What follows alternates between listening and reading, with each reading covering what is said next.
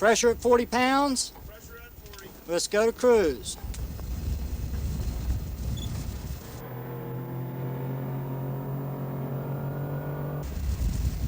Safety off, accelerate. Clear.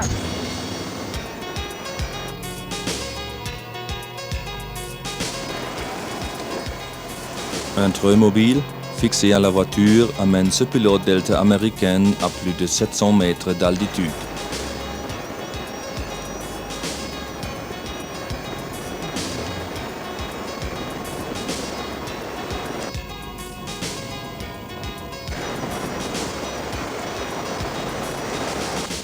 Au début des années 70, le vol libre, pratiqué d'abord en Amérique puis en Australie, est venu conquérir l'Europe.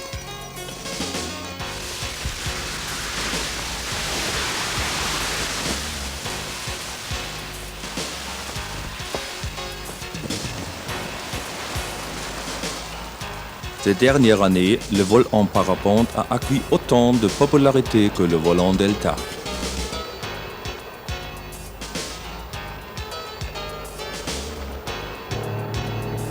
On constate cependant que le vol en parapente, imaginé par le même initiateur que le vol en delta, se pratique avec beaucoup moins d'enthousiasme en Amérique qu'en Europe, où de milliers de pilotes s'adonnent à ce sport nouveau depuis les années 80.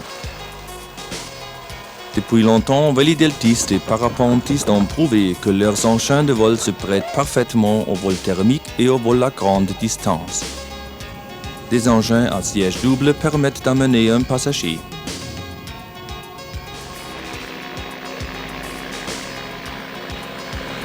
Équipé d'un moteur, le deltaplane devient un ultra-léger qui peut même être remorqué par avion.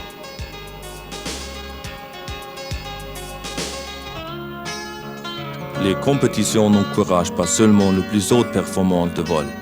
Elles incitent également la fantaisie des participants comme ici à Saint-Hilaire.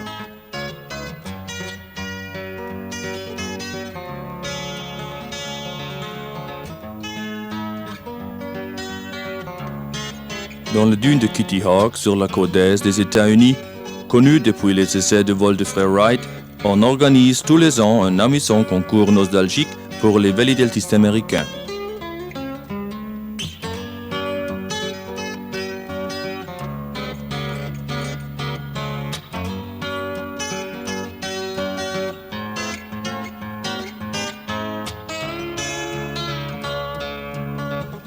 En pratiquant le ground skimming, c'est-à-dire en planant lentement à ras du vol, ils se rappellent l'époque où, pendant les années 60, une poignée d'enthousiastes californiens réalisa son rêve de voler suivant la devise « low and slow », lent et bas.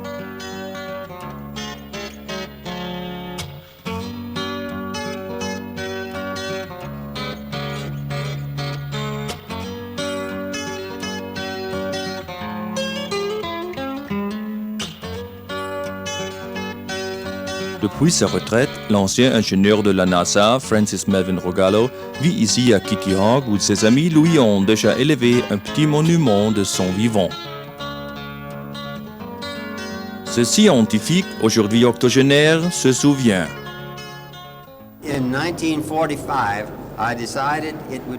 En 1945, j'ai eu l'idée de construire les surfaces portantes comme les ailes de bateau afin d'en abaisser le coût et de les rendre pliables pour le transport.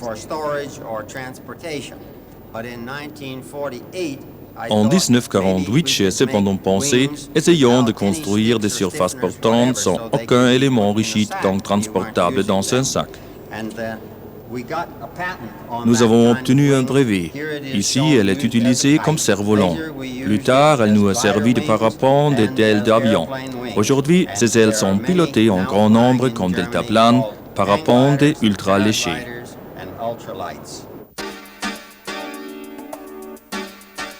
Enfin, le brevet écrit des possibilités techniques réalisées bien plus tard. Il prévoit, entre autres, des constructions rectangulaires, elliptiques et des caissons ouverts gonflés en vol par le vent relatif.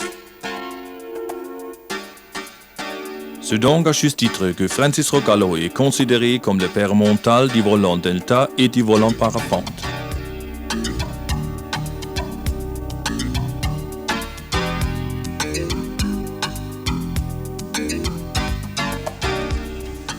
Avec ce petit modèle, les Rogallo commencent leur recherche sur les surfaces portantes flexibles en 1948. Sa femme Gertrude fabrique pour ainsi dire le prototype de deltaplane actuel en coussant le reste d'un rideau. Les tests se font dans une soufflerie aérodynamique installée dans la cuisine du jeune couple.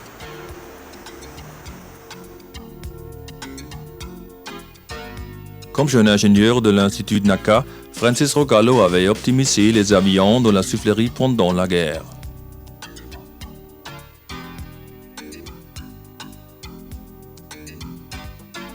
Maintenant, il cherche à convaincre professionnels et industriels de sa nouvelle idée. Mais personne ne s'intéresse à ce jouet d'enfant comme certains l'appellent. Loin de se laisser décourager, les Rogallo continuent leurs recherches et transforment le modèle en tissu en un cerf-volant très apprécié par les enfants. In 1952, we licensed a company up in Connecticut. En 1952, nous avons permis à une société à Connecticut de fabriquer ce cerf-volant. Elle les a construits exactement d'après notre modèle et vendus dans ces tubes. Je crois qu'elle en a vendu à peu près 7000. Au début des années 50, Rogallo est le premier à utiliser pour ses ailes une feuille aux qualités exceptionnelles, le mulard.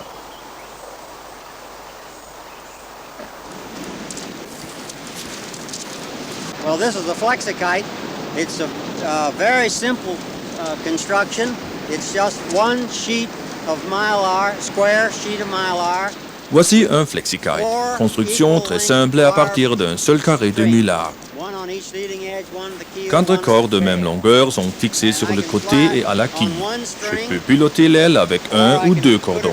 Je peux même faire de l'acrobatie aérienne. C'est très simple. De plus, l'aile est hydrofuge et incassable.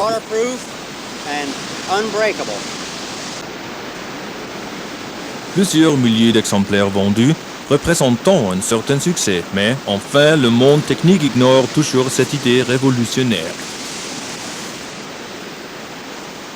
En 1957, un coup dur frappe les Américains. Les Russes gagnent le premier tour de la course à l'espace avec le lancement de Sputnik 1 et de Sputnik 2. En tout hâte, l'Institut NACA est transformé en NASA et soudain, les idées inconceptionnelles sont les bienvenues. Rogallo offre de nouveau son idée qui date d'il y a déjà 10 ans.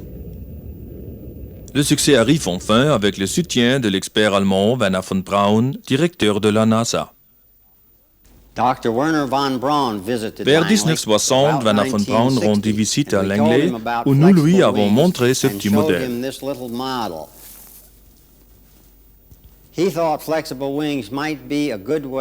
Il pensait que ces ailes pourraient ramener les étages de fusée pisées sur la Terre. Sous la direction de Francis Rogallo, la NASA met en route un programme de recherche complexe pour le perfectionnement de son aile. À la NASA se trouvent toujours encore des sceptiques qui rejettent l'idée d'une surface entièrement flexible. Les qualités de vol sont donc d'abord étudiées avec des constructions semi-rigides en vol normal et à l'entrée dans l'atmosphère de la Terre. Comme charge, on utilise des modèles d'étages de fusée et d'autres objets analogues.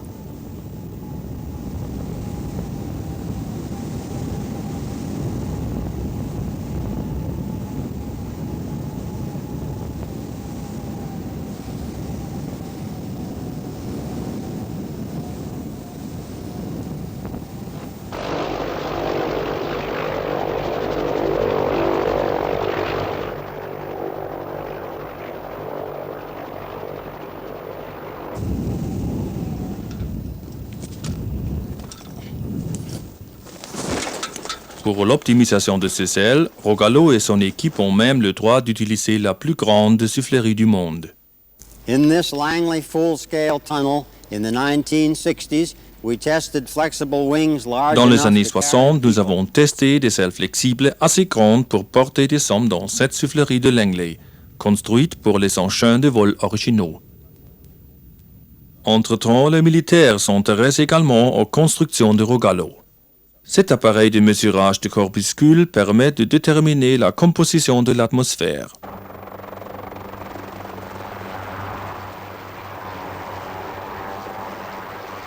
Après le largage, l'appareil suspendu à une aile Rogallo semi-rigide prélève et analyse automatiquement les échantillons.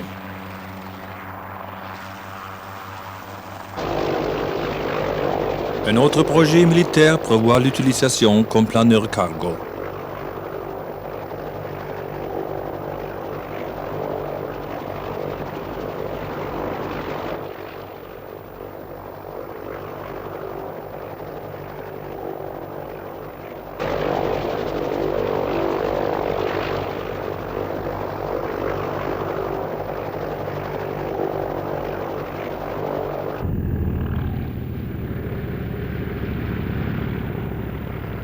Une version dépliable, constituée de tubes en tissu gonflable, est particulièrement apte à déposer des objets pondéreux.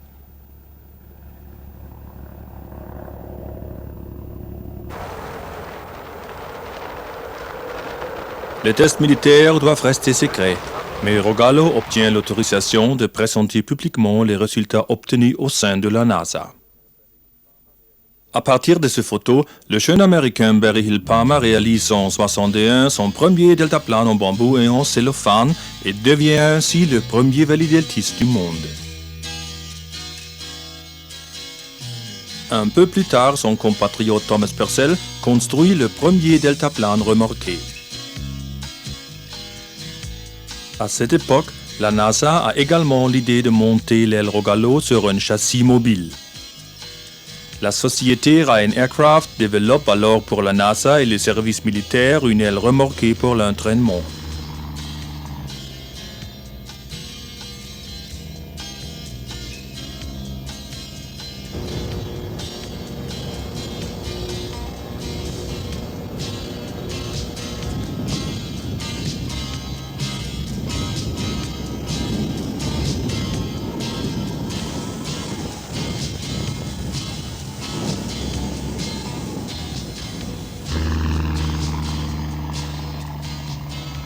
Équipé d'un moteur, elle devient un engin de transport à commande aérodynamique capable de transporter jusqu'à 1000 kg de charge.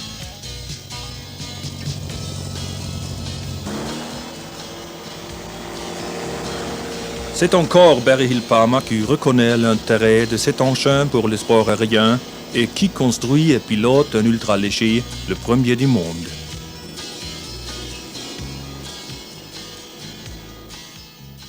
Le programme Gemini de la NASA doit préparer l'atterrissage sur la Lune. Rogallo et son équipe font des essais avec son aile pour ramener la capsule spatiale sur la Terre. Les astronautes s'entraînent déjà avec le nouveau système.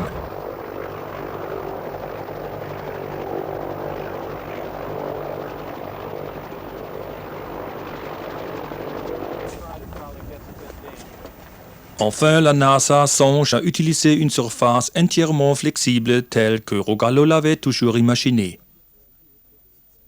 L'aile a été optimisée dans la soufflerie et testée.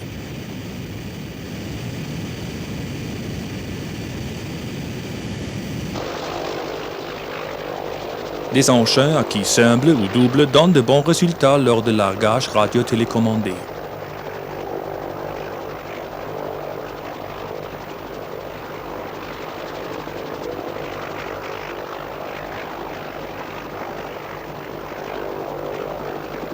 À une démonstration aérienne, l'aile plane pendant une demi-heure au-dessus de la tête des spectateurs ébahis en utilisant le vent ascendant thermique. Parmi eux se trouvent plusieurs membres de la troupe légendaire de parachutistes Golden Knights qui pressent Rogallo de leur céder cette aile comme parachute. Les sociétés Pioneer et Irvine, aidées du spécialiste Steve Snyder, en font le premier parapente parachute.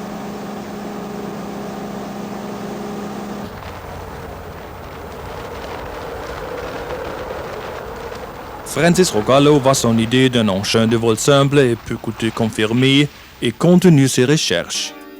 Vers 1965, on le rencontre souvent sur la plage de Kitty Hawk avec un parapente captif faisant voler ses deux filles Carol et Frances à titre de pilote test.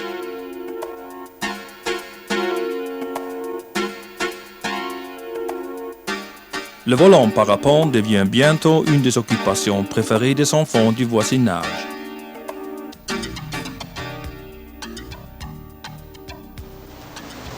La caméra va essayer de reconstituer ce qui s'est passé il y a bientôt 25 ans. Sa fille Carol accepte de servir encore une fois de pilote de test. Comme en son temps, Francis Rogallo a fixé des cordes de contrôle au nez de l'aile pour empêcher l'autocabrage. Carol peut en outre piloter environ de corps de commande comme sur les parapentes actuels.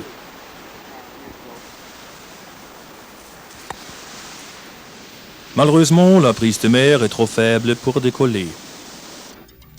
Ces essais d'il y a 25 ans sont à l'origine du parapentisme.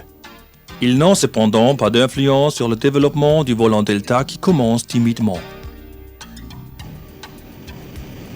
À cette époque, la NASA n'utilise plus les ailes Rogallo rigides et semi-rigides que pour le test avec le modèle de planeurs orbitaux. Dans la soufflerie, on teste comment il est possible de ramener les planeurs spatiaux sur la Terre.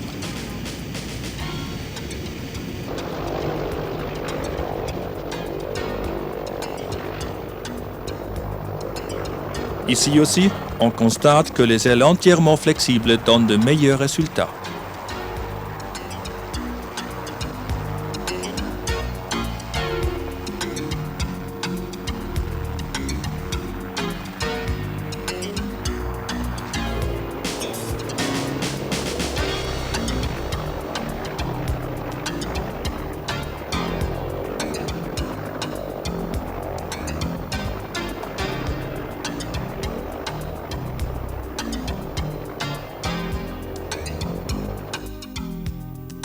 Dans le programme Apollo pour l'atterrissage sur la Lune, l'équipe de Rogallo doit prouver que le parapente peut ramener sans risque des capsules pesant plusieurs tonnes.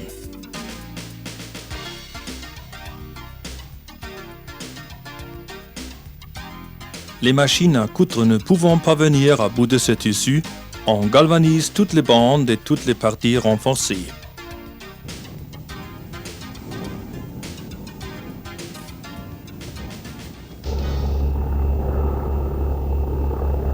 Le perfectionnement atteint son point culminant lorsqu'on réussit à déposer un engin de vol équipé d'instruments de mesure.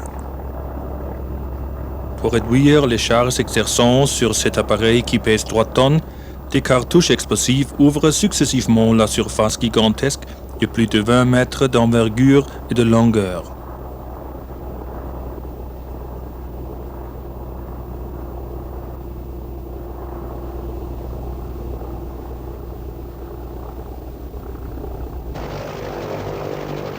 Ce parapente à quille double atteint une finesse de 3,5.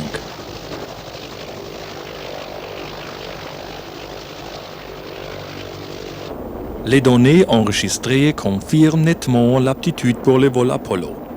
Malgré cela, la NASA opte pour le parachute conventionnel. Rogallo et son équipe sont extrêmement déçus. Après les atterrissages sur la Lune, la NASA perfectionne le Space Shuttle et arrête les recherches sur son aile. Au début des années 70, Francis Rogallo, trop déçu, prend sa retraite.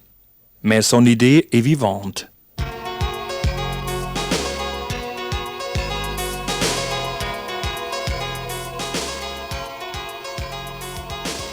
Des pionniers du volant Delta tels que Dave Kilborn, les frères Wills, Bill Moyes, Bill Bennett et beaucoup d'autres déclenchent un mouvement inattendu.